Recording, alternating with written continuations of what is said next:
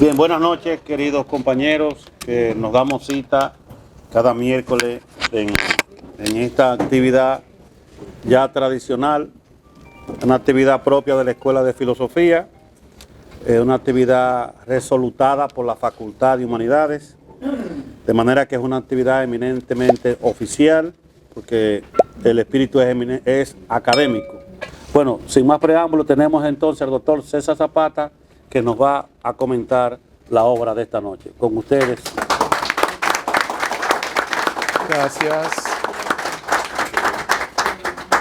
Bueno, yo quiero comenzar diciendo primero que traje mi mascota, porque vi que a Morla le fue muy bien. Entonces, bueno, yo voy a traer apunte también, igual. Y en mascota, nada de computadoras ni de otras tecnologías contemporáneas. Así que emulé al profesor, director y amigo, y aunque él insiste en que es viejo, somos coetáneos también.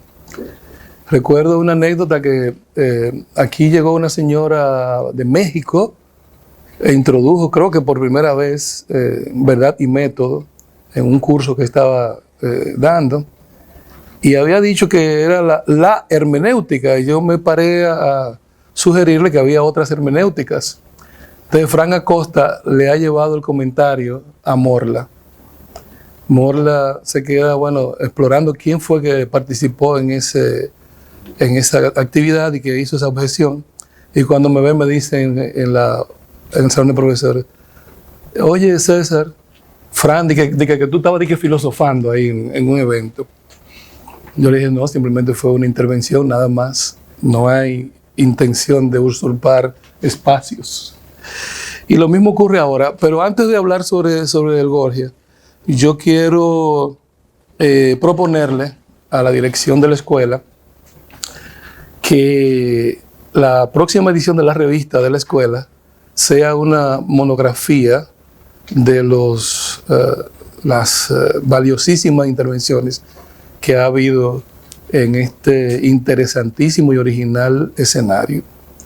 Así que, por favor, al director que está aquí a mi siniestra, que tome en consideración esa posibilidad, y al que dirige la revista que está a mi diestra, que tomen esa sugerencia, que sería muy interesante tener una revista, quizás más de una edición, ¿verdad? Porque ha habido muchísima producción aquí interesante.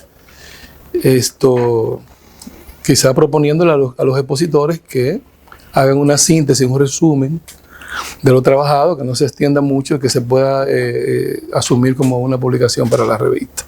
Esa es una propuesta que tengo. Y lo último, antes de hablar sobre el tema, es decir que estoy profundamente agradecido, impactadísimo. La suerte que yo soy afrocaribeño, si no estaría sonrojado, ¿verdad?, de que la escuela me incluyera en este escenario, que me parece a mí, se me antoja a mí incluso solemne, por los expositores que han pasado, por la rigurosidad con que han expuesto. Yo quiero felicitar públicamente al director de la escuela por la iniciativa. Iniciativa que no es lo común desafortunadamente en la universidad, y que motivó 2 artículos que voy a sugerirles que por favor lean, aparecidos en acento. Uno que se llama Epistemofobia, que es el miedo que genera el conocimiento y que desafortunadamente se ha puesto en evidencia aún en las propias academias. Y el otro que refiere a precisamente la necesidad de abrir escenarios como este, donde uno pueda justamente tener un espacio para dialogar. Los diálogos, me parece a mí, yo tuve una discusión hace poco, incluso con uno de los profesores de acá de la escuela, sobre la existencia o no de Sócrates. Y a mí me pareció brillante la salida del profesor, porque él dijo: no es importante saber si existió o no, lo que importa es lo que ha quedado de él. Y yo pienso que sí, que eso es interesante. Así que si cometo el lapsus de en algunos momentos decir Platón en vez de Sócrates, Ya ustedes saben que yo dudo de la existencia de alguien llamado Sócrates. Así que me perdonen si cometo algún lapsus. Yo pienso que después de agradecer, la manera de introducir el tema es distinguir entre dos términos griegos que se parecen mucho pero que no significan lo mismo y que probablemente puede significar una luz a la hora de analizar la discusión sobre la retórica, que me parece a mí es el eje central de este diálogo. Aunque algunos otros autores piensan que como al final del diálogo hay una discusión sobre la moral y la política para Sócrates estaban imbrincadas, pues sería un tema de la retórica y sobre la política al mismo tiempo. Yo creo, aún más allá de esa mirada, que es un diálogo por su extensión y por su intención que atraviesa otros diálogos platónicos, entre ellos el de la República precisamente. La distinción que quiero hacer de las dos palabras es tekné y teknai, ¿verdad? En muchos textos ustedes lo van a ver como si significara lo mismo, pero sin embargo hay una sutil diferencia. La teknai se aproxima a lo que es superficial y a la discusión mnemotécnica, asuntos que son de memoria y que tienen que ver más con un problema técnico que con un problema científico o de arte. Mientras que la tekné se aproxima para los socráticos a la cuestión de la razón, y no de cualquier razón, sino de la justa razón y también de las bellas artes. Por tanto, la tekné, que apunta a un saber práctico y que está presente en la arquitectura, en la medicina, en las artes, etc., apunta a lo transformador. Mientras que el teknai podría ser un juego, una charada, y no necesariamente un arte per se, como se va a ver luego en el diálogo que se va tornando discusión. También la lectura de ese diálogo nos obliga a una revisión de doxa y episteme en la misma dirección. La doxa como sistema de creencias, donde la verdad podría ser o no ser, es decir, lo verdadero y lo falso podría estar presente, y la episteme como un conocimiento donde la justicia y por consiguiente la verdad debe estar presente, siguiendo la mirada socrática. Así que en ese sentido nosotros situamos el diálogo en esas coordenadas.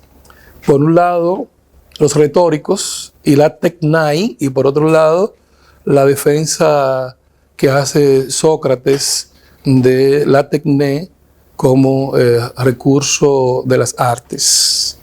Por un lado la doxa y por otro lado la episteme. Obviamente ustedes conocen ya por su formación el tema de la sofística. Gorgias es sofista, es un maestro del área.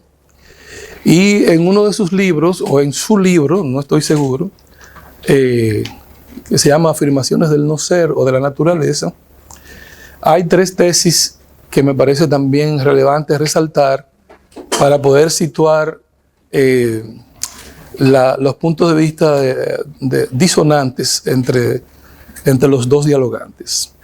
La primera tesis es que nada existe. Nada existe. Para Gorgias, la existencia implicaría lo no existente. Y en tanto que no podemos demostrar lo no existente, entonces tampoco podríamos demostrarse lo existente. Y en esa misma tesitura, la segunda tesis es que si algo existiera, sería incognoscible. Es decir, no tenemos la capacidad de poder definir al ser existente, según Gorgias, por supuesto. Y la tercera es que si fuera cognoscible, si ese ser existente fuera cognoscible, entonces sería innombrable. Esa última tesis se fundamenta en el hecho de que las palabras no pueden producir la realidad, sino al contrario, la realidad existe, las palabras existen en tanto existe lo real, en tanto existe el afuera. Entonces el ser no existiría adentro, ni en el proceso de conocer, ni en el proceso de hablar, sino que tendría que existir como un afuera. Por tanto, la palabra sería siempre insuficiente.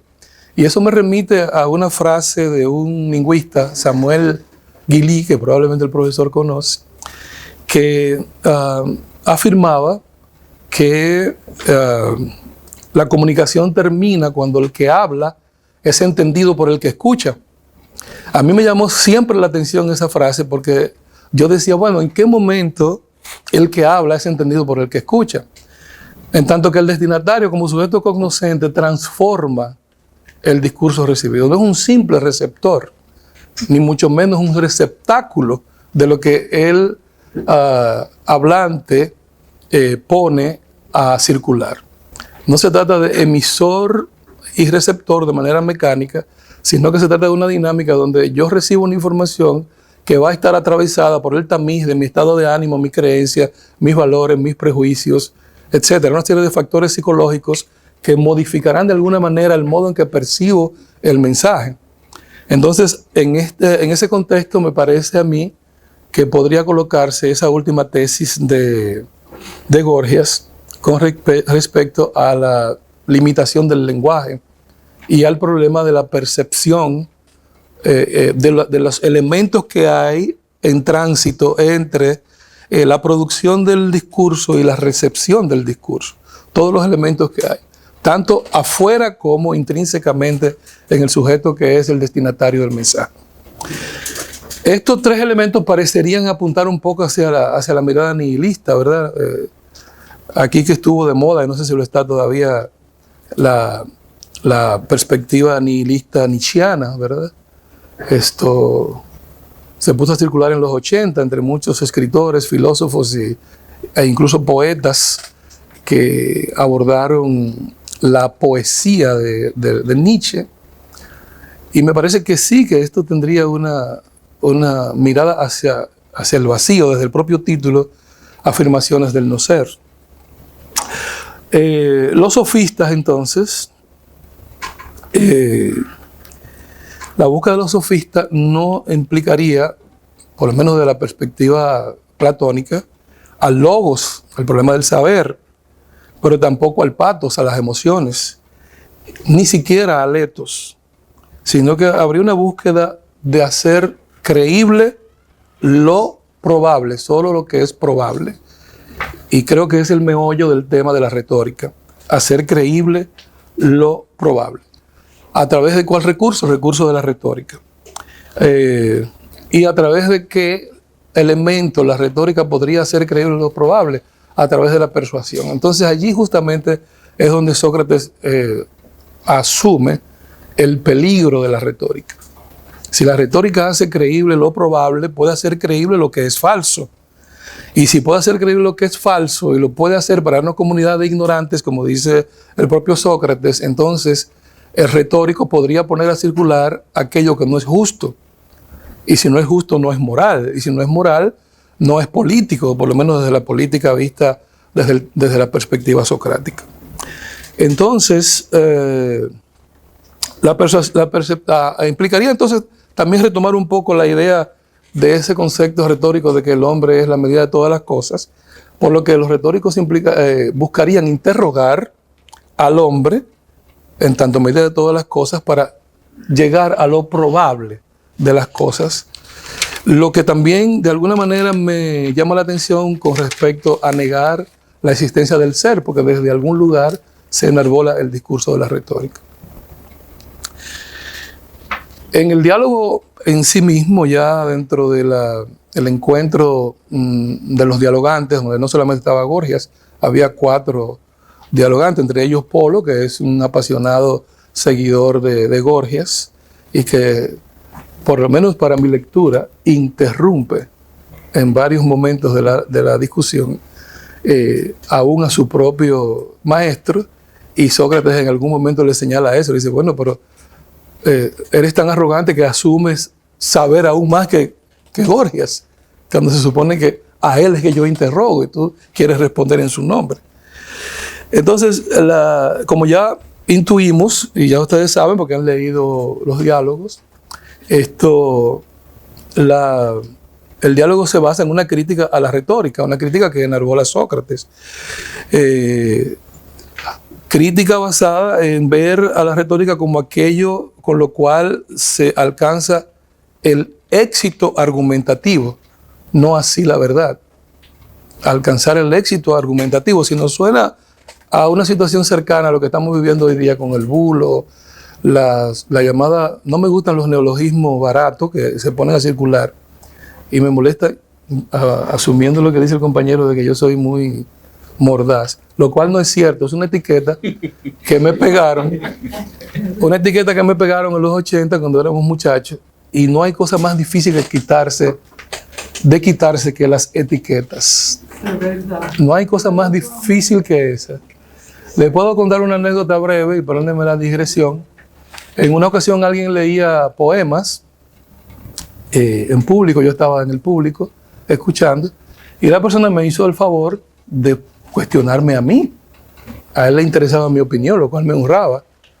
Y yo le dije, bueno, el texto tuyo es un protopoema, que de algún modo es un piropo. Pero esa expresión yo cargué con ella por años en la zona colonial, porque se suponía que era una ironía y una burla que yo le hacía al compañero.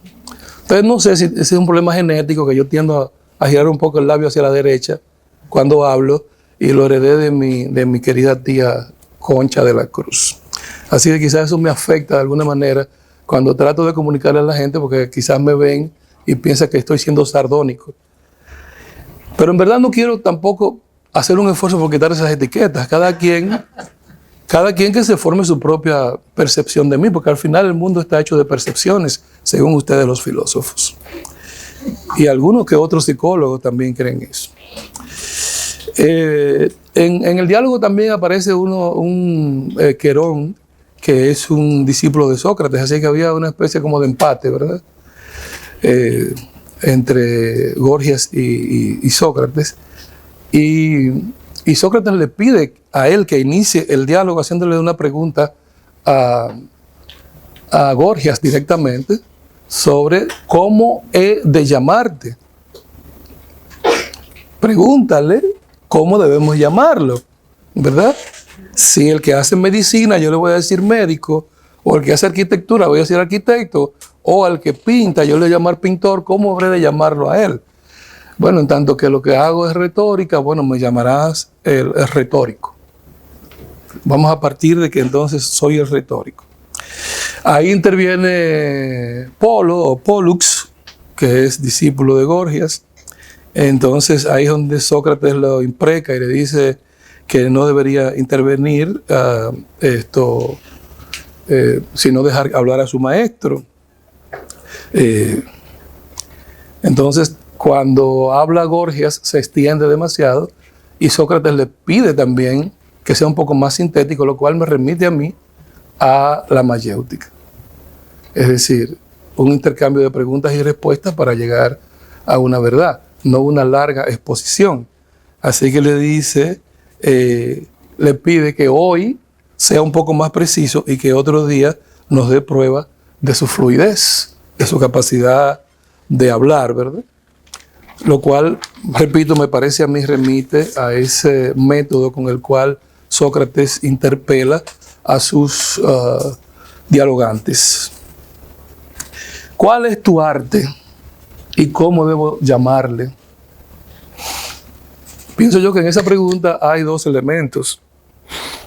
Por un lado, el concepto de arte, que abarca, como ustedes saben, los elementos de la ciencia también, los saberes. No se trata solamente de las bellas artes. Y por otro lado, el tema de la producción del bien. El bien tiene que tener un valor ético o estético. Entonces, ¿cuál es tu arte?, le pregunta Sócrates, cuando de entrada ya él presume o nos va a conducir a nosotros durante el proceso del diálogo a asumir que la retórica no es un arte. Lo compara con la carpintería y la cocina. No lo compara con la arquitectura, con la medicina o con otros saberes, sino con la cocina, ¿verdad? Que lo que se deriva de ella es el placer, no la solución de problemas trascendentales. ¿Cuál es el objeto entonces? Si tu arte es la retórica, ¿cuál es el objeto de la retórica?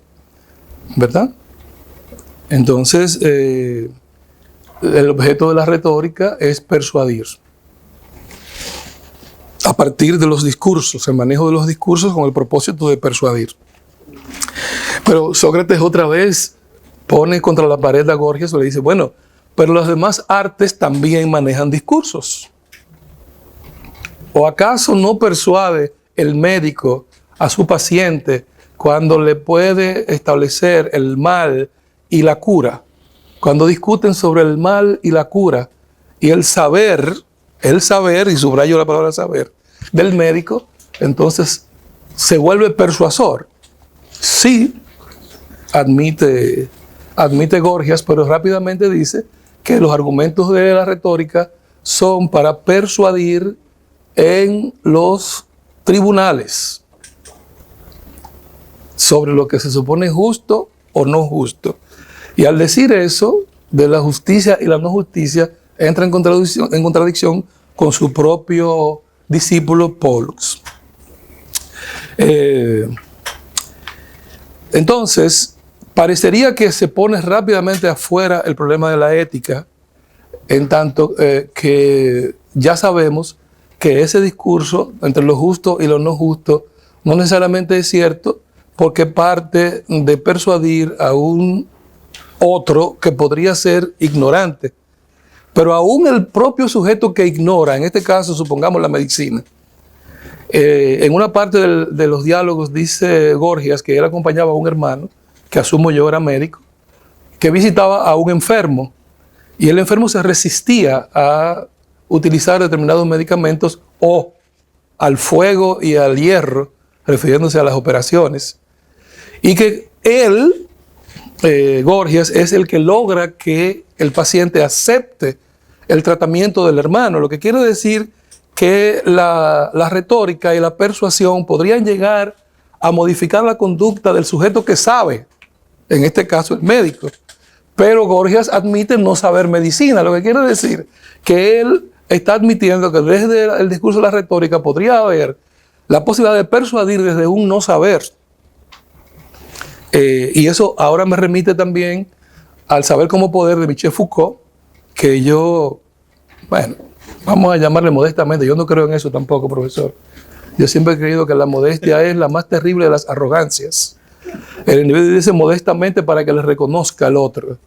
No, ¿qué va? No sé nada, para que el otro diga, oh, sí sabe. Yo desde aquí, desde la isla, he escrito un par de artículos desde una vuelta de tuerca o una mirada antitética al concepto de saber como poder. Foucault propone el poder como algo, como una moneda de curso que puede pasar de una mano a otra y que además genera saber y a su vez el saber genera poder. Entonces yo digo, bueno, es que Foucault nunca visitó a República Dominicana, donde funciona el no saber como poder. Un no saber que incluso persigue al saber. Un no saber que persigue al saber. Lo cual encuentro yo aquí en este punto del diálogo pertinente, porque la retórica es una especie, podría ser una especie de no saber. Es decir, el retórico podría saber, pero podría tener argucias para el manejo del discurso sin que eso apunte a un área de saber. Como ocurrió con la visita que hace Gorgias y su hermano a un paciente. El que ostentaba el saber, en este caso era el médico, y por más esfuerzo que hizo, no logró convencer al paciente. El que no sabía, entonces logra convencer al paciente. Lo que quiere decir que la retórica termina en ese no saber, entre uno que ignora la medicina y el otro que también la ignora, que se ha dejado convencer del retórico.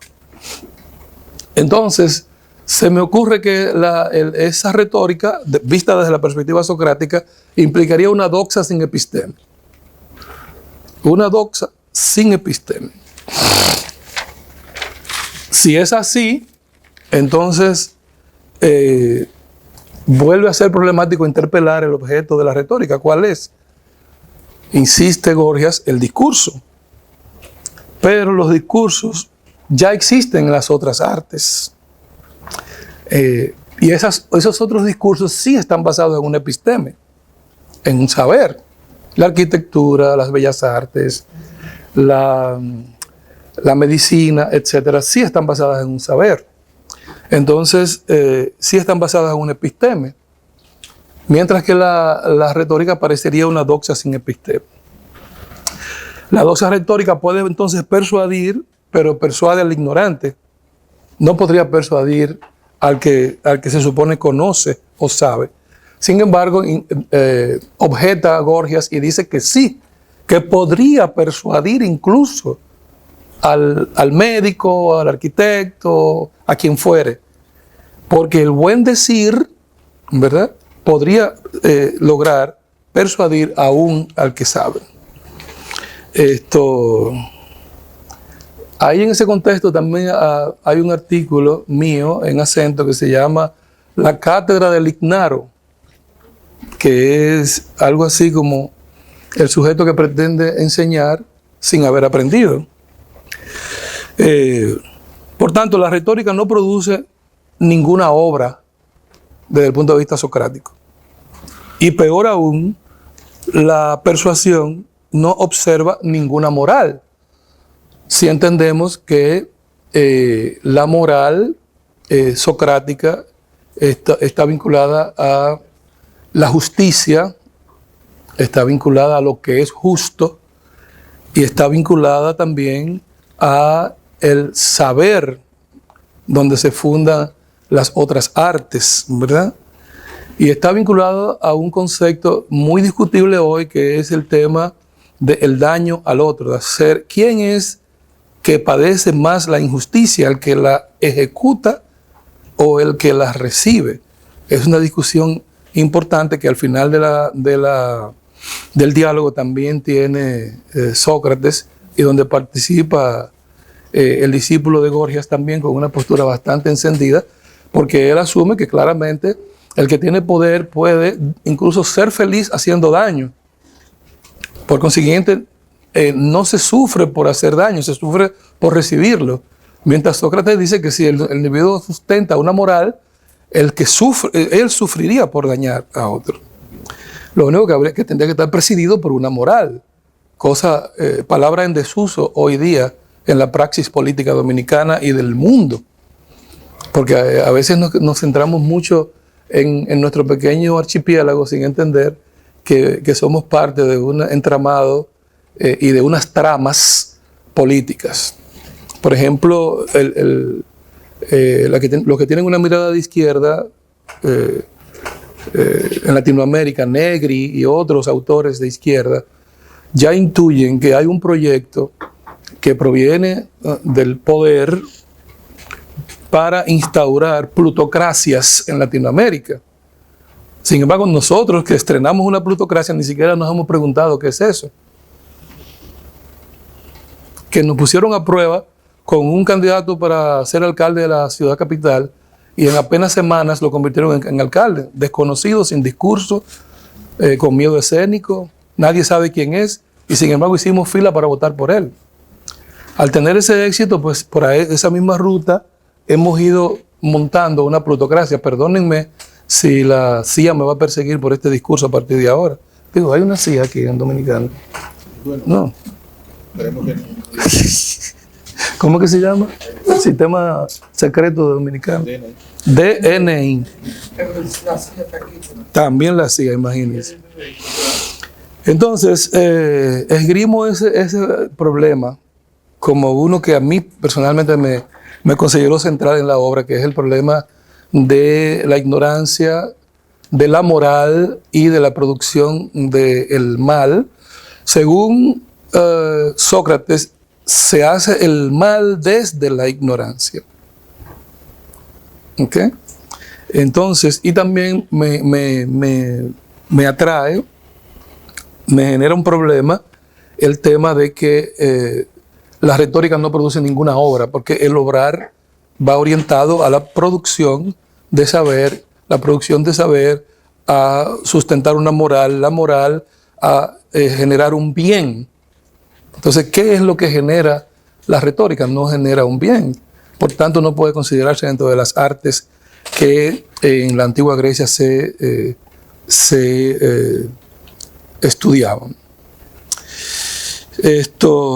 ¿Y cuáles son esos bienes? Bueno, los tres bienes más preciados de las artes existentes en la antigua Grecia, según Sócrates, son la salud y por consiguiente el arte de la medicina, la belleza en el gimnasio y la riqueza, él le agrega una coletilla importante, dice, la riqueza sin injusticia. Son los tres bienes más preciados, ¿verdad? Salud, belleza y riqueza sin injusticia. El discurso donde se sustenta la salud es el discurso de la salud de enfermedad, la medicina, y el discurso de la belleza es el trabajo de los expertos en el gimnasio y la construcción del cuerpo, como se decía en el gimnasio griego, y el de la riqueza sería el de los administradores. Entre lo que contaríamos a los administradores del Estado, que a su vez se le puede agregar también un elemento que aparece en el diálogo, es que Sócrates propone que el poder, cuando se discute el problema del poder, el poder es del pueblo. ¿Ok? Y obviamente Polo y su maestro asumen que el poder no es del pueblo, el poder es el que tiene la capacidad de persuadir. Entonces, a todos esos bienes supremos, a esos tres bienes generados por esas artes, Gorgias le opone el bien que según él genera su arte. El bien más valioso para él es el poder que se exhibe en el poder persuasor del discurso.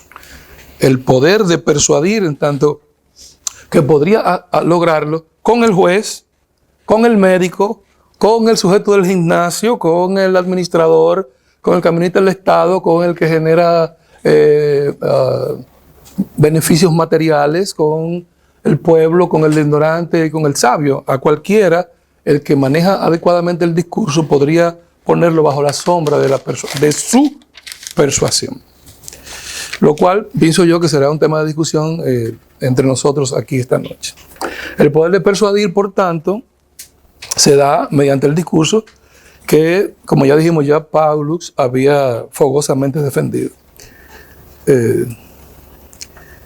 Entonces ahí es donde nuestro amigo le dice, te lisonjeas de responder mejor que tu propio maestro, le dice Sócrates. Ese talento, el talento de la persuasión, podría poner de rodillas entonces los demás saberes, al médico, al maestro, etcétera, según la mirada de los retóricos. La persuasión se procura entonces llevar a los tribunales, por tanto, vuelve el problema de lo que es justo y de lo que no es justo. La retórica, como ya insinuamos un poco más adelante, más arriba, perdón, se funda en el creer. Por tanto, como ya dije, es una doxa, no en el saber, no es una episteme. Si no es una episteme, no es un arte. Si no tiene episteme, no es un arte. Por tanto, es una creencia, dice Sócrates. Y si es una creencia, podría ser verdadera o podría ser falsa. Hoy nos enfrentamos a esa realidad. Repito, no me gustan los neologismos, pero bueno, está el neologismo de la post-verdad, como si hubiésemos descubierto ahora ese concepto, cuando ya sabíamos que la manipulación de la información es vieja, ¿verdad? Desde aquella época en que se usaban ciertas arengas para tratar de cambiar la manera de ver el mundo de la gente. El bulo, la falsa bandera y todos esos elementos con los que vivimos hoy, en los que estamos inmersos. Y por qué no decirlo también las falsas pandemias. Yo sé que aquí una cantidad de ustedes no estaría de acuerdo conmigo, pero evidentemente una pandemia mortal no puede estar ocurriendo hoy y mañana alguien decirle a ustedes, ya terminó, pueden salir.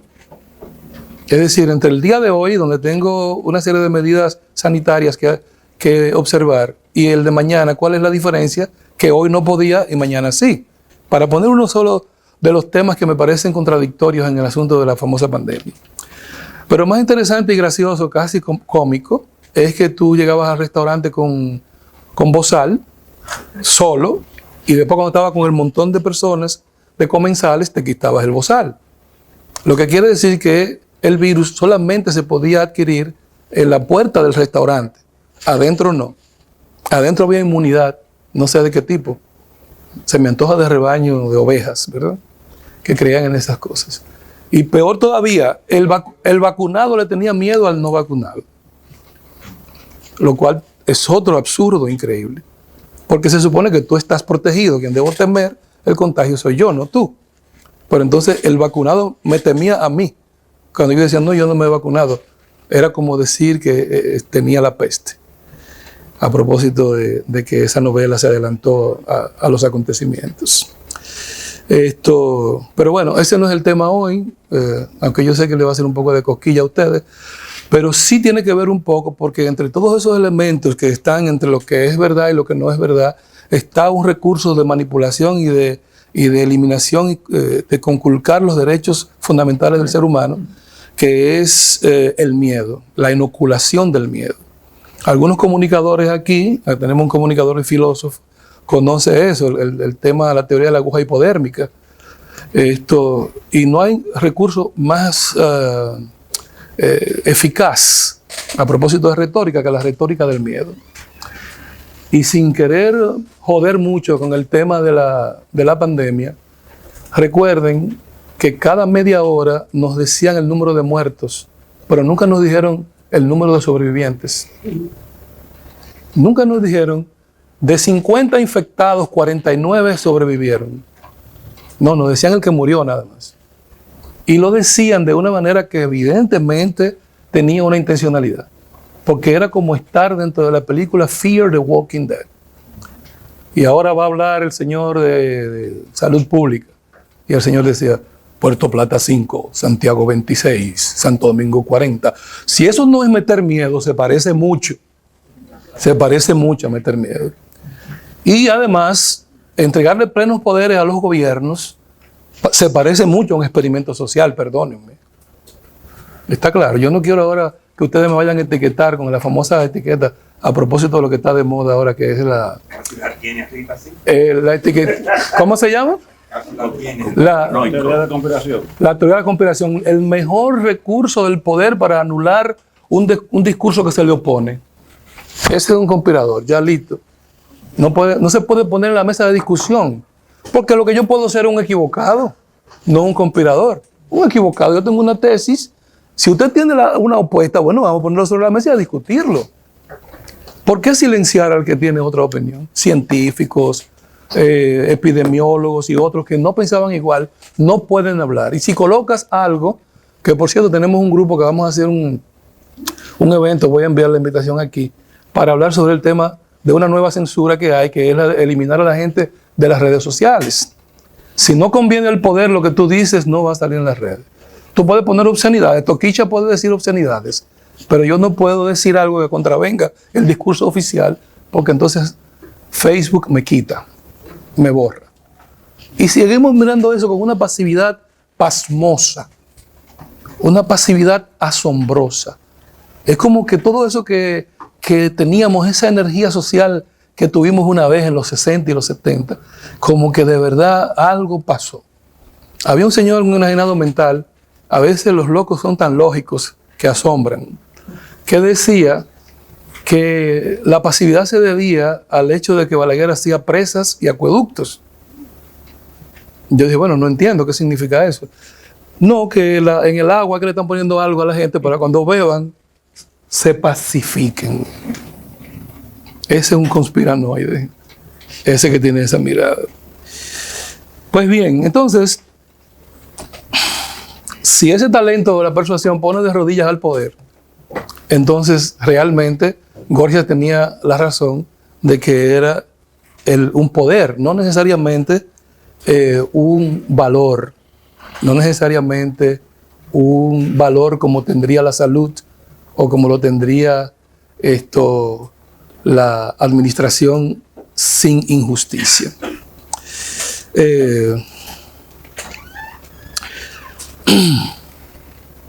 Entonces,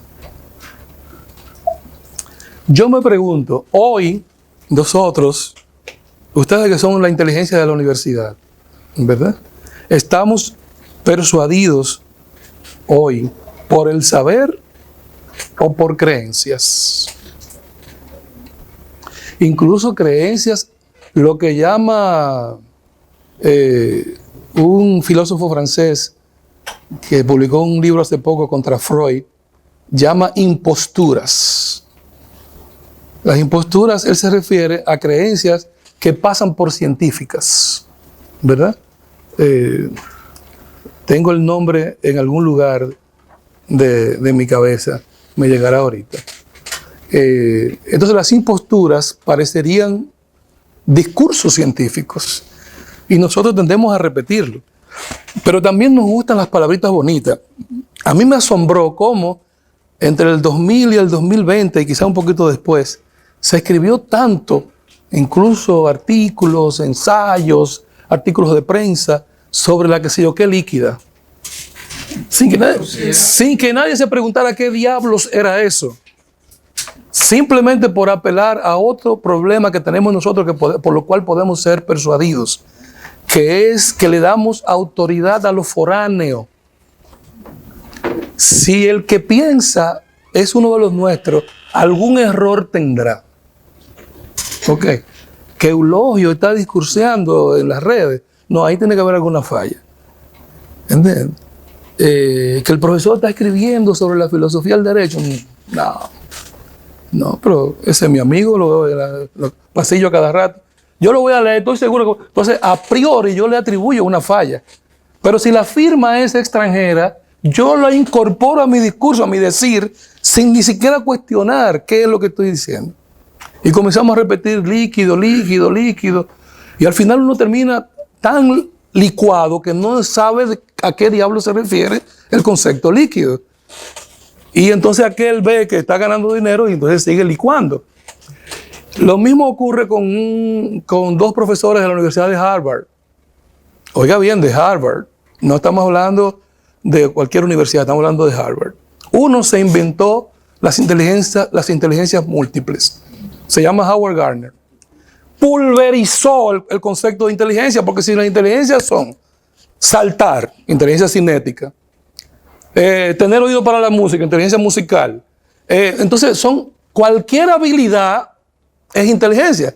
Okay. Jugar al fufú sería inteligencia también. Le faltaría a esa octava una novena inteligencia, la inteligencia del fufú. Pero lo dice un tipo de Harvard y le saca dinero a eso.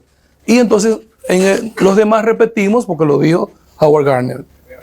Y el otro, aprovechando a Howard Gardner, que dice inteligencia interpersonal e intrapersonal, la junta a las dos y le llama inteligencia emocional. Pues, señores, no puede haber inteligencia emocional. Ahora, por favor, pregúntenme, ¿por qué no hay inteligencia emocional? ¿Por qué no? Entonces, voy a ser socrático y te voy a decir, no hay inteligencia emocional porque no hay emociones inteligentes. Si yo asumo que hay una inteligencia emocional, entonces debería asumir que hay una emoción inteligente. Y las emociones son mecanismos adaptativos, ¿ok? Evolutivo-adaptativos, que por su condición tienen cierta automaticidad. Es decir, vienen en el equipo del sujeto, ¿verdad? Vamos a decirlo así. Código genético. Vamos a suponer que impactó el código genético. Es una cuestión evolutiva adaptativa que me permitió sobrevivir. Por tanto, siempre habrá una respuesta emocional. ¿Está claro? Ahora bien, la inteligencia que implicaría la solución de problemas viejos con mecanismos nuevos, ¿verdad? Yo no puedo convertir la emoción en inteligente porque dejaría de ser emoción, me convertiría yo en una máquina, ¿verdad? Que no tendría respuestas emocionales. Lo que yo puedo es mitigar la ira, pero no quiere decir que no voy a tener ira. ¿Okay? Yo puedo reaccionar ante una conducta inadecuada. Las consecuencias de las emociones son las que pueden ser negativas, no así la emoción. La emoción es un mecanismo de adaptación, ¿está claro? Manejarse en cuanto al estrés, eso puede ser una inteligencia emocional. Sí, exacto. Si hubiera inteligencia emocional, eso sería útil. Entonces, para las masas, el hacer creer, ¿verdad? El hacer creer, que es la retórica, no hace saber, no genera saber. Yo debo decir que entre las cosas que estuve hojeando para venir aquí, encontré varios artículos a favor de la retórica, por supuesto, y de asumir incluso que la hermenéutica y otros recursos de análisis textuales provienen de la evolución que la retórica ha tenido. Por lo tanto, cualquier crítica estamos circunscribiéndonos al diálogo, ¿verdad? Después en la conversación quizás podríamos volver a eso. Esto me lleva a mí a una conclusión, ¿verdad?, que encuentro en el propio diálogo, que el retórico no se propone necesariamente instruir sobre lo justo y lo que no es justo. La persuasión no se propone instruir sobre lo justo o lo injusto. ¿Ok? Por tanto, ese poder es un poder corruptor. Es un poder corruptor porque no se espera que desde la retórica y por consiguiente desde el mecanismo persuasor yo quiera instaurar la justicia, lo que se supone que es bien, lo que es bueno, sino que sencillamente quiero alcanzar la posibilidad de manipulación. Y hoy día no solamente se trata de la persuasión, hay otros mecanismos que la propia psicología ha puesto en uso y en manos de los sujetos, como es el caso de los reforzamientos y como es el caso de los mecanismos de castigo, ¿verdad? Ante la posibilidad de un castigo, yo también puedo lograr cambiar o modificar la conducta de un sujeto. Y por consiguiente manipular esa conducta, que es lo que se espera en un trabajo de B.F. Skinner, que según él es una novela que se llama Walden 2, ¿verdad? Donde en un mundo ideal la gente son perfectas porque están todos bajo un determinado control. Es decir, bajo el control de un programa que él le llama programa operacional, que es el programa de reforzamientos y castigos. Sin embargo, todos sabemos que el castigo no es un buen modificador de conducta porque los sujetos, como diría Sócrates, que prefieren el mal, ¿verdad? Al final del diálogo aparece toda una idea del infierno y de la isla de la felicidad, donde se supone que la isla de la felicidad iría el que hace lo recto y al infierno iría el que hace lo que está mal. Sin embargo, Sócrates decía que en principio esos sujetos eran juzgados aquí por otro ser humano. Entonces ese otro ser humano tenía emociones, vicios, percepción errónea, etc. Y llegó un momento que a la isla de la felicidad estaban llegando unos perversos y los dioses tuvieron entonces que decir, bueno, vamos a juzgarlos aquí, porque allá es un poco difícil establecer quién hace lo justo y quién no está haciendo lo justo y qué es lo que le corresponde. Esa mirada que por supuesto atraviesa el cristianismo, nosotros sabemos que desafortunadamente no es cierta. Muchas veces termina yendo a una ergástula, a una cárcel, el que ha hecho lo correcto y termina teniendo la felicidad el que no ha hecho lo justo. Sin embargo, lo justo, desde el punto de vista socrático, platónico, procura instruir. Es decir, el manejo del saber, de la episteme, desde una determinada arte, se orienta hacia instruir sobre lo justo. Pero ya sabemos que la persuasión no busca eso. ¿De qué serviría entonces el discurso que no puede instruir? No instruye sobre lo justo. ¿Para qué serviría ese discurso? La retórica sería entonces una, digo yo, extraña ciencia, entre comillas, que no instruye. Solo hace creer al ignorante entre la justicia y la injusticia, entre la belleza y la falsedad. Cuando llegué a ese punto del diálogo, descubrí, honestamente lo digo, que en el ámbito del arte yo soy hegeliano, porque yo sigo creyendo en la estética de Hegel.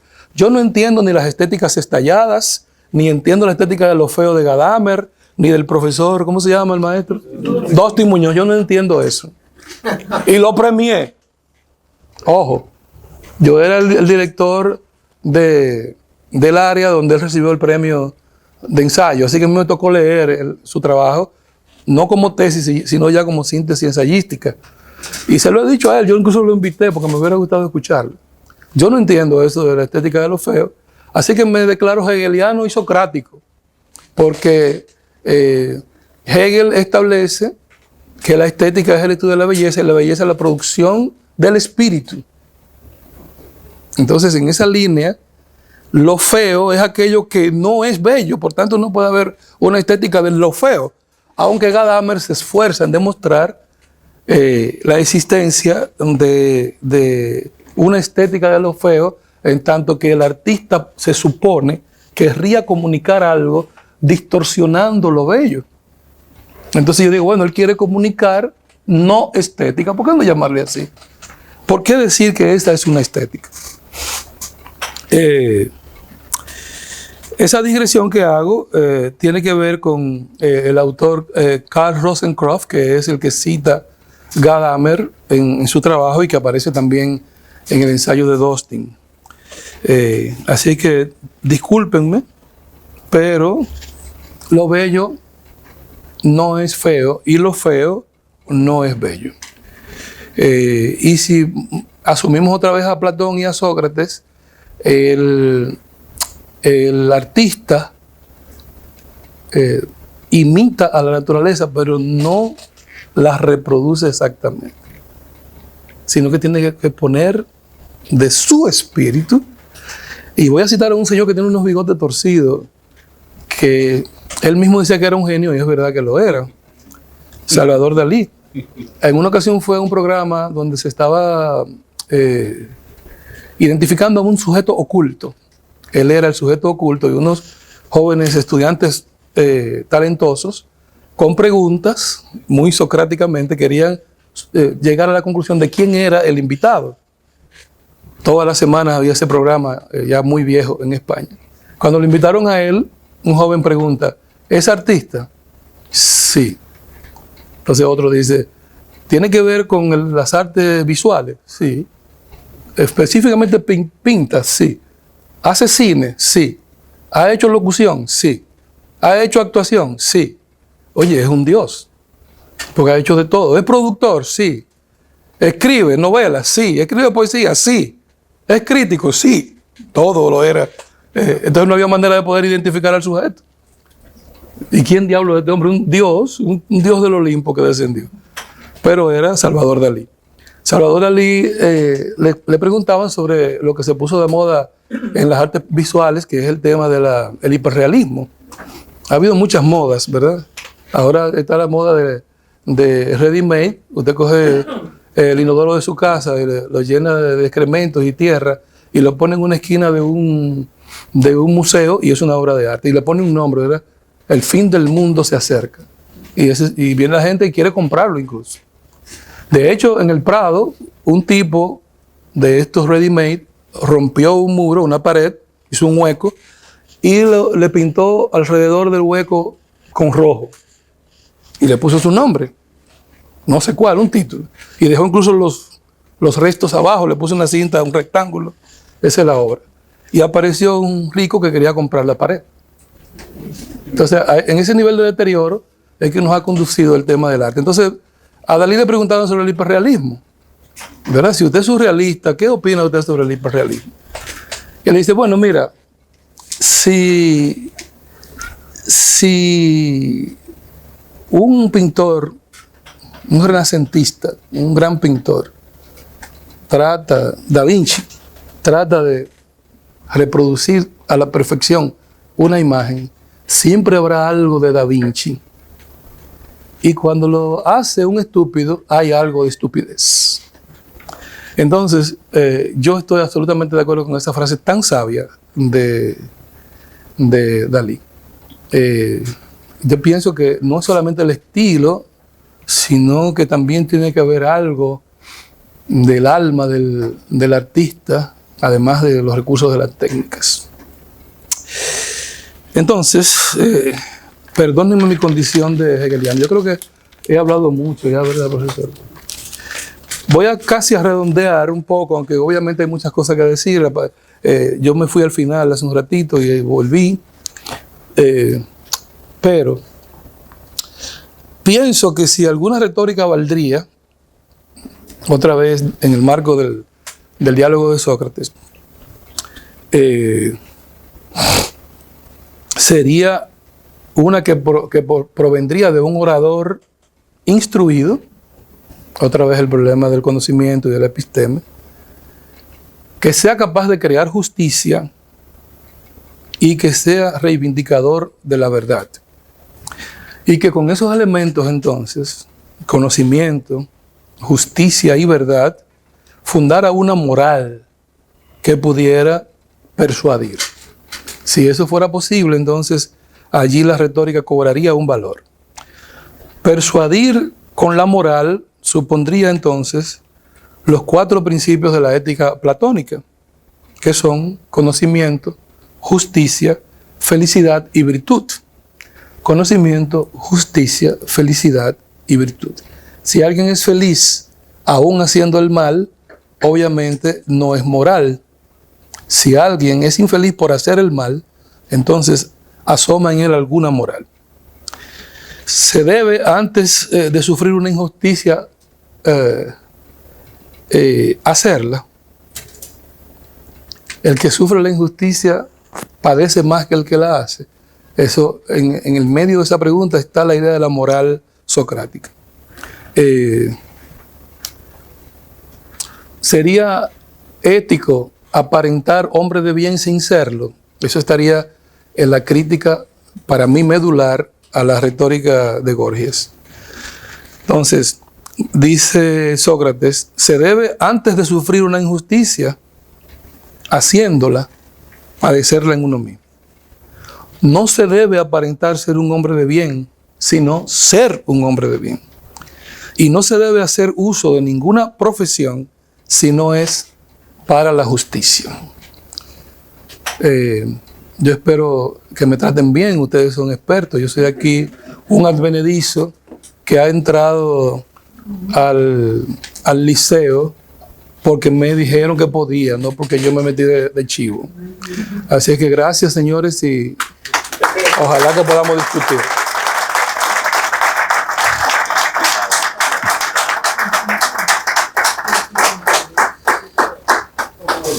Bien, pasamos entonces al momento de las preguntas, los comentarios.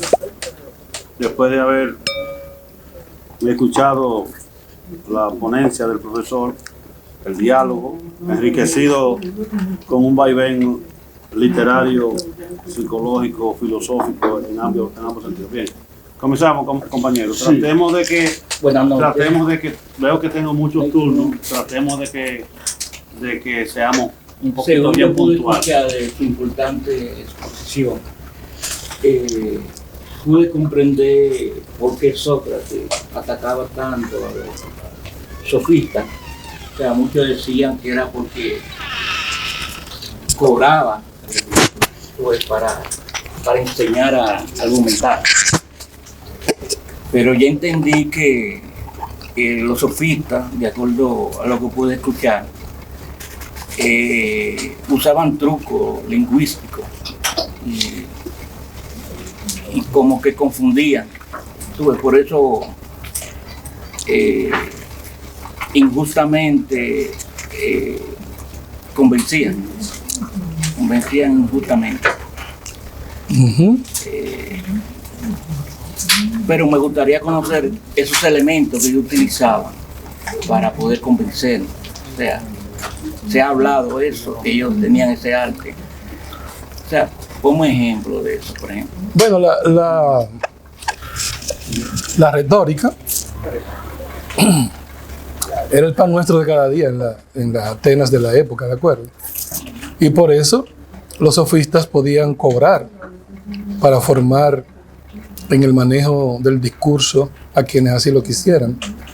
Pero el tema central aquí es el problema de la política, no solamente de la discusión sobre la validez o no de la retórica. La política, que para los socráticos implica una discusión sobre la cuestión de la justicia, sobre la cuestión del poder y sobre el problema del saber en el medio de esos dos elementos, de poder y justicia, que, como ya dije muy sabiamente, Foucault lo recupera, pero lo recupera en una mirada que él le llama arqueológica, ¿verdad? Una arqueología de los saberes, así como se llama uno de sus libros, Arqueología del Saber. Y que, como te dije, yo no estoy totalmente de acuerdo, porque no siempre la retórica conduce a un saber, no siempre conducirá a la justicia, y solamente se puede quedar en el buen decir. Un buen decir que puede, como ya dijimos, embaucar al ignorante. Profesor, una pregunta para fines de economía del tiempo. ¿Usted prefiere que le hagan todas las preguntas juntas? Como ustedes estén acostumbrados. Siempre Yo puedo, si usted me presta un lapicero, contestarla todas, no hay problema. Doctor Bartolo. Bueno, felicitar al colega por ese diálogo Edwin. tan bien sustentado, yo diría que hasta original y como y quiero hacer tres puntualizaciones para complacer al magnífico moderador. Sin ánimo de defender la estética de lo feo, quiero decir que Pedro Mir, en su libro Apertura a la Estética, que yo creo que se debería recuperar, se le ha ignorado mucho, plantea que la estética no necesariamente tiene que ver con la belleza, sino con el arte. Y que el arte, a su vez, no necesariamente tiene que ver con lo bello. Porque si así fuera, Solás no sería, Emilio Solás con su realismo, eso no sería arte. De manera que yo creo que es un punto interesante para discutir. Segundo, se ha hablado mucho de las distintas aristas de Gorgias. Hay una que a mí me sorprendió, y es la objeción que le hace Sócrates a Gorgias sobre que la retórica es estudiar discursos. La objeción porque él plantea, oye, Platón a través de Sócrates, o sea, sabemos que Platón, algo que todavía no se ha podido asumir, y tal vez ni siquiera en muchas partes del mundo, y es que todo el currículo es discurso. En la objeción él dice, pero y ya muy bien lo planteaba el colega, pero la medicina es discurso, lo dice con otra palabra, la arquitectura es discurso.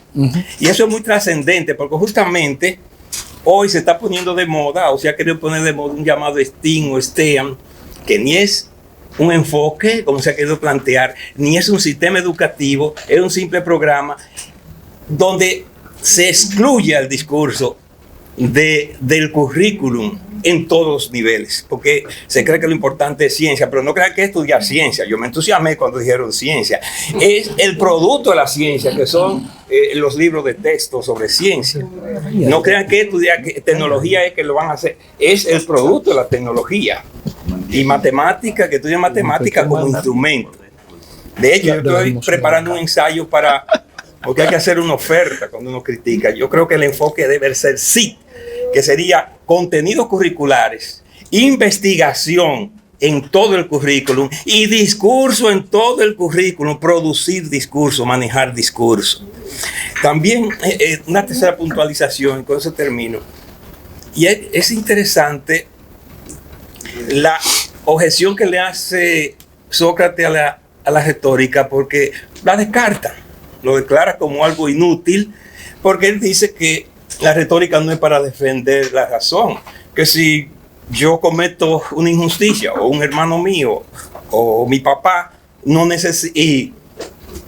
Y la retórica, lo que me va a defender, digo, yo confieso y pido que me condenen, entonces no necesito la retórica. Por tanto, la retórica es para defender lo indefendible.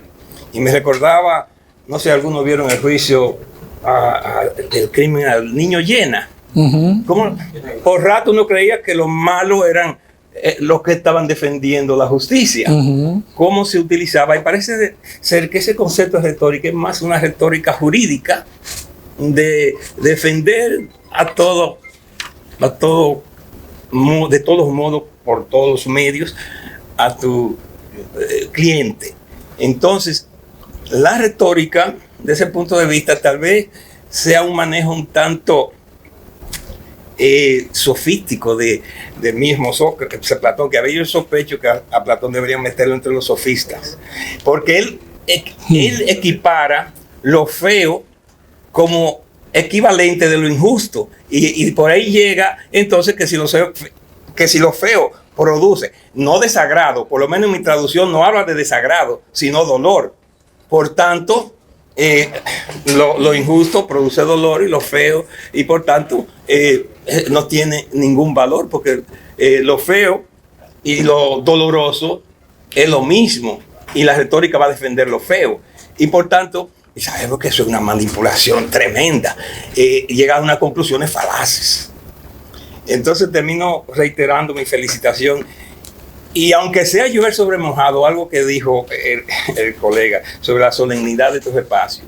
¿Por qué yo insisto en eso? Porque es que hay que recuperar espacios como estos, solemne. Fíjense con la magistral forma que Chalas presenta y mantiene. Que si alguien quiere salirse un poco de la solemnidad, y eso es necesario porque la solemnidad del conocimiento, porque no es una solemnidad tan artificiosa, ese respeto, es quitarse el sombrero ante el conocimiento, lo que uno siente aquí, y eso yo creo que hay que mantenerlo, porque por lo que mismo decía él, el conocimiento parece ser que él habla del no conocimiento, lo persigue, y si nosotros le hacemos reverencia como se le hace en ese diálogo y en mucho al conocimiento, yo creo que hay una esperanza. Perdónenme que puntualicé 4 en vez de 4. Alegre porque está aquí Alejandro Solán. Increíble cómo viene aquí, funcionario de la Secretaría de la MESI, talentoso funcionario.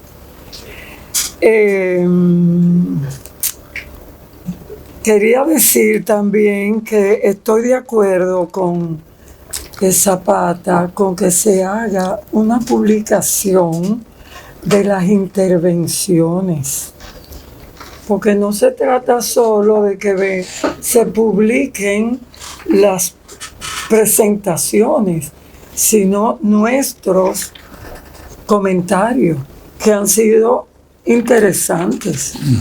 Incluso aquí hay gente muy buena que no habla. No sé por qué. O sí, yo creo que sé. Porque la retórica que reina en esta universidad es la del ignorante. Y eso apichona, para usar un término bien poco académico. Es decir, que hay personas que se sienten, y me gustó esa definición, retórica, doxa sin episteme, que te plantean un discurso de creencia, y por supuesto las personas que tienen un discurso de episteme se relegan. Eso siempre ha ocurrido aquí, y gracias a Eulogio, ahora pues todas las personas que nos encontramos con talento, que somos muchas, mujeres y hombres, epistémicas, podemos hablar. Porque cuando aparece uno que cree que tiene en su mano la verdad, uno se relega. Entonces, yo voy a aprovechar, Zapata, lo de la doxa y episteme y la definición de retórica como una doxa sin episteme y las 3 virtudes que plantea Sócrates, entre ellas la salud. No es pregunta, es comentario. ¿Sabe para qué? Para, en lo de la salud, hablar del cuidado del cuerpo y del alma. Y decir que en lo que es la conceptualización de lo femenino en Platón, y específicamente en Gorgias, que no lo esclarece, y sí en el Fedro, el cuidado del cuerpo y del alma tiene claves patriarcales, tiene un subtexto de género muy interesante que nunca se atiende, por supuesto, porque el problema de la teoría de género es reciente relativamente, y que se trata eso en el Gorgia, en el Fedro, de manera doxa.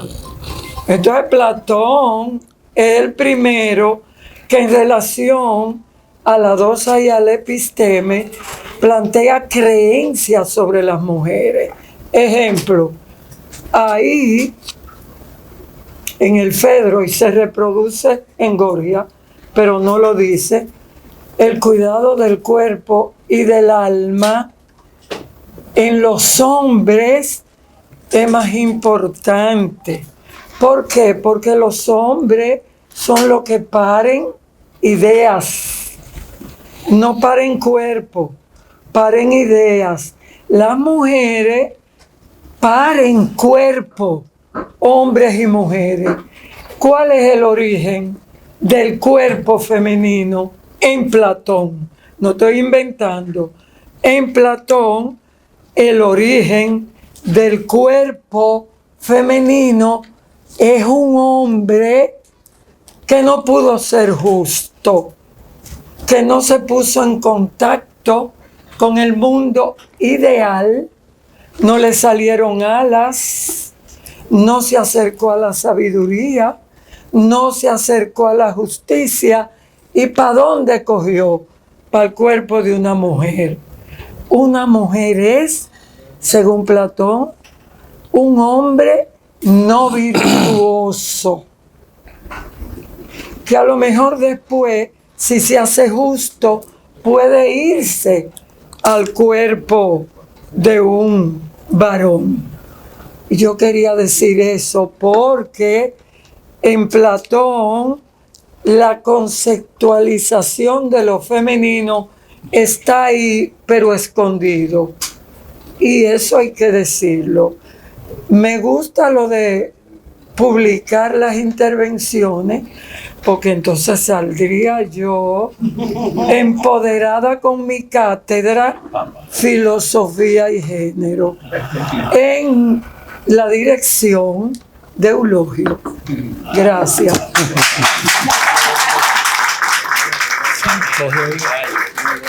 Sí, mi protectora, lo he dicho pública y privadamente, mi profe Lusitania, como complemento a su intervención, quisiera leer la parte infine del 470D del Gorgias, que dice: en mi opinión sí, dice, bueno, la pregunta de Polo es, ¿pero qué dices? ¿En eso está toda la felicidad? Y Sócrates le contesta: en mi opinión sí, Polo, pues sostengo que el que es bueno y honrado, sea hombre o mujer, es feliz, y que el malvado e injusto es desgraciado. O sea que ahí no hay diferencia entre hombre y mujer, por lo menos en ese. Claro. Exacto. Sobre la idea de producir, que es lo mismo que plantea el autor de Verdad y Método, que es estético en tanto que es artístico. Entonces, pero eso pulveriza la estética hegeliana, ¿verdad? Sobre todo el tema de los principios de la estética que Hegel propone. Por eso yo digo, yo me declaro hegeliano, porque yo no termino de comprender que el solo ejercicio, volvemos al problema de la tecné, de la doxa, el solo ejercicio de alguien que hoy día se pueda decir artista, ya convierte el objeto en obra de arte. Porque eso es lo que ha generado la discusión sobre la estética de lo bello, que por ahí entre el ready-made, por ahí entra la improvisación, por ahí entra el garabato. Ahora mismo, ustedes buscan, no recuerdo el nombre de este sujeto, pero él pone un lienzo grande y coge una brocha o una crayola, lo que fuere, y salta y va haciendo rayas hasta donde, en la medida que se va cansando, las rayas van quedando un poco más bajas. Y luego le pone un precio a eso, $20,000, $100,000, y aparece quien se lo compre. Entonces él dice que eso es arte, ¿verdad? Y si ustedes recuerdan, después del video del amigo Marcel Duchamp, ¿verdad? Que sí tenía sentido porque era una burla a la estética burguesa, una burla a la que encajaba por el tema, estamos entre las dos guerras, efervescencia ideológica, pero eso nada más muere ahí. Eso no es trascendente. Nadie se le va a ocurrir comprar el video de Duchamp y ponerlo en su casa. De que mire, es una obra de arte porque está firmado por Duchamp. Pero ahí mismo, como Duchamp puso un objeto de baño, un sujeto hizo unas latas herméticamente selladas que se llaman mierda de artista. Y expuso sus latas, ¿verdad?, como una obra de arte. Se llama mierda de artista. Y pasó a la historia de la literatura, de las artes visuales. Entonces yo me resisto a convertir eso en bello, o a asumir que eso es lo que debe producir el espíritu humano. Entonces por eso me quedo atrás allá en la estética hegeliana sin pelear con nadie. Tengo un amigo que es un intelectual muy importante, habló aquí sobre Nietzsche hace ya muchos años, Armando Almanzar Botello, que defiende el tema de las famosas estéticas estalladas. Y yo lo único que sé estallar son los huevos en la mañana, porque me dijeron que tenía que romper el vegetarianismo con huevos. El virus. Y estoy rompiendo huevos en la mañana. Pero repito, respeto profundamente a Rosencraft, a este hombre que se me va el nombre, el amigo de ustedes. No, anterior a Dustin. el hermeneuta Gadamer, Hans Georg Gadamer, y a Dustin, por supuesto, profundamente. Lo considero precisamente, la paradoja de Dustin es que es un gran esteta, un maestro de la plástica. Entonces a él no se le ocurre publicar rayas, ¿entiendes? Sino una meticulosidad en su trabajo hacia la belleza, justamente. Con respecto a... Cualquier cosa llama la atención. Con respecto a, bueno, no sé, alguien habló sobre la doxa sin episteme, que fue mi querida Lusitania. A Lusitania me quería mucho a mí en el pasado, no sé dónde fue que se enfrió ese sentimiento. Sobre la doxa sin episteme, y el profesor que hablaba o preguntaba algo que precisamente está en el diálogo sobre el tema de si puede haber humanos sin discurso. Entonces yo le digo simplemente lo que dice Sócrates en el Gorgias, que le cuestiona justamente a Gorgias que asuma que es suyo el discurso, que el discurso es de la retórica y de los retóricos. Y le responde, bueno, pero es que todas las artes tienen su discurso. Entonces yo pienso que eso responde a tu inquietud. Es decir, en ningún momento, no creo que haya ninguna parte ni de mi planteamiento ni del texto que niegue o que plantee la existencia de sujetos sin discurso. Y también el hecho de que tú plantearas algo muy interesante indica que tú no has leído mi libro, a pesar de que te lo obsequié. Porque justamente yo hablo sobre la fundación del sujeto. El sujeto está sujetado por el discurso. Y más que sujetado, fundado por el discurso. ¿Okay? El hombre habla. Para ver si te acordás de lo que tú pusiste. Dice un pensador por ahí el hombre habla porque el signo lo hace hombre. Entonces, evidentemente, si hay alguien que cree en eso, pues yo tengo una mirada estructuralista hacia la lingüística, por tanto yo pienso que sí, que el sujeto, incluso yo creo que la lengua es un tema de discusión porque está también uno de los diálogos, antecede al sujeto. El sujeto está fundado en el lenguaje, no el lenguaje fundado en el sujeto. La existencia es la mezcla del ser y la nada. La existencia es la mezcla del ser y la nada. Aquí, o sea, eso sería como un estado en que ni el ser puede absorber absolutamente a la nada, ni la nada puede absorber absolutamente al ser. Me parece que ese sería el estado que describe Platón, en que la existencia es una mezcla del ser y de la nada. Ahora bien, cuando Georgias nos dice que nada existe y niega la existencia como dato de la conciencia del sujeto conocente, entonces me parece que aquí está implicado. Sí. Aquí está implicada la nada como algo trascendente que trasciende incluso al ser. Esa categoría de la nada, quiero que... Ok. Yo puedo admitir que, aunque usted dice que no creen que Sócrates existió, es muy socrático esa forma de usar el tema. Ciertamente... Platón inventó a Sócrates. Bueno. Por una razón muy simple. Un segundo, ¿lo puedo decir? Por una cuestión muy interesante, ¿verdad? Porque es una especulación, tú lo asumes o no, porque yo no tengo manera de probártelo. Sí. Pero hay un elemento. Platón era de la clase alta y quería criticar ese sistema.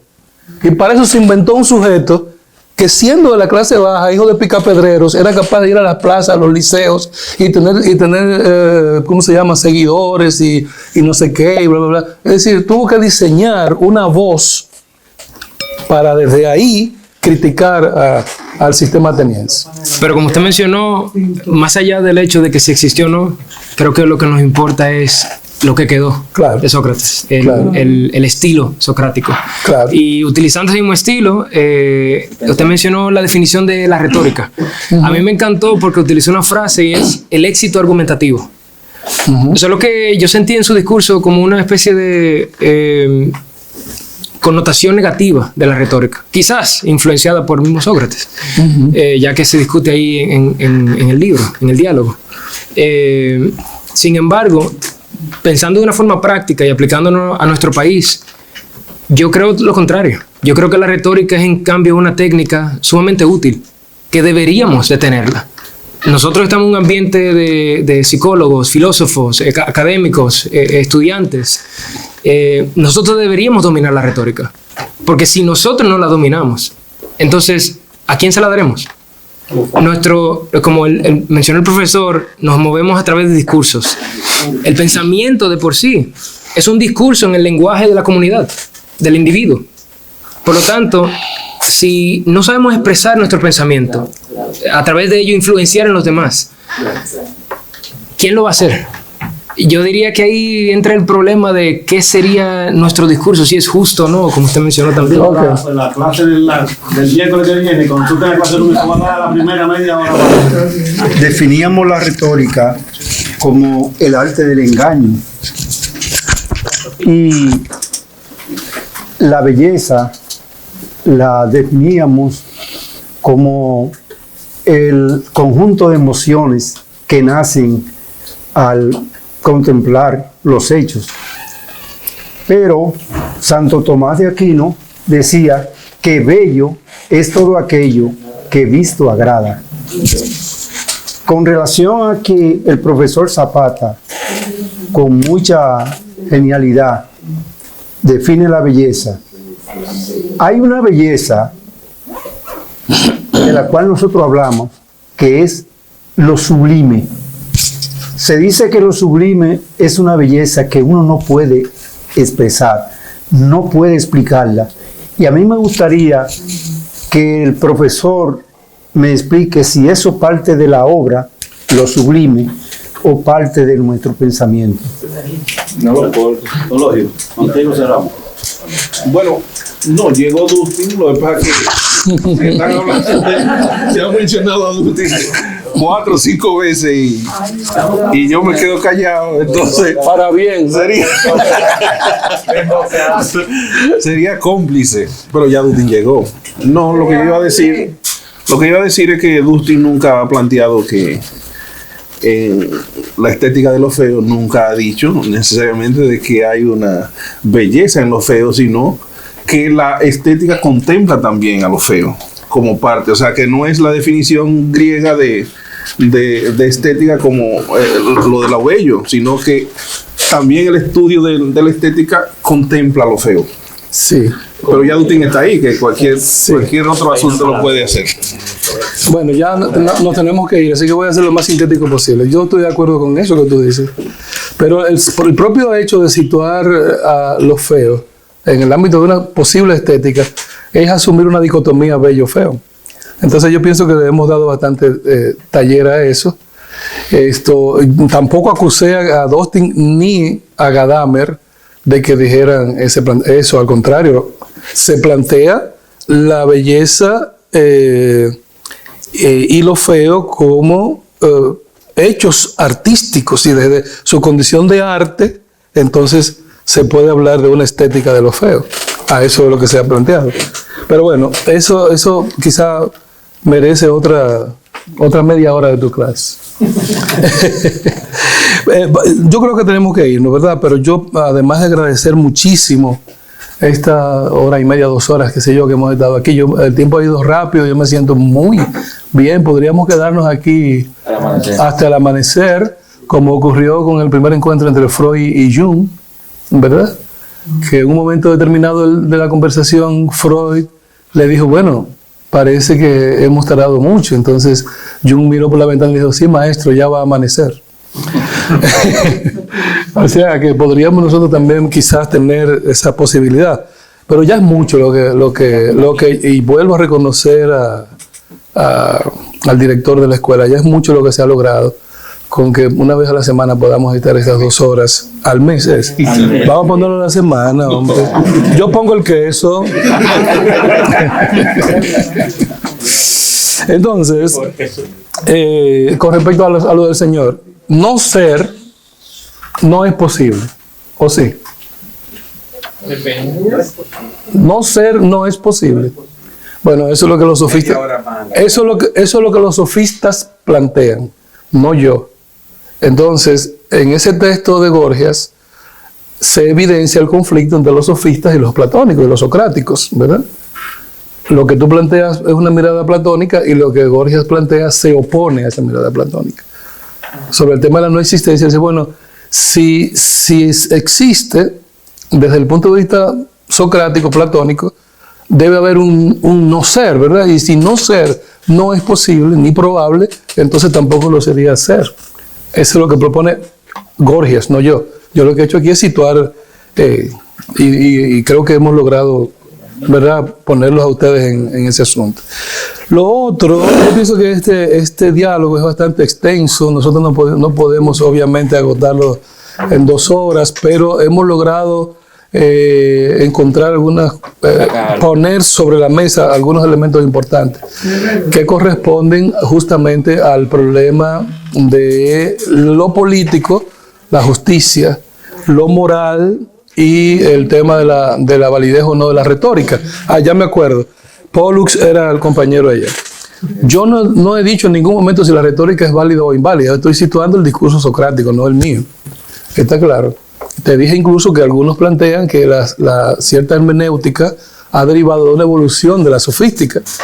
Entonces, eso también implicaría, cuando el profesor te dé el turno, que yo voy a ir para que podamos seguir esa conversación. Y también a Kilvio, el domingo hablaremos sobre lo sublime, Kilvio, porque ya nos están casi votando. Señores, reitero las gracias y de verdad me he sentido muy bien. Me voy con todo el background que me dio el moderador, que me puso ahí, Gracias.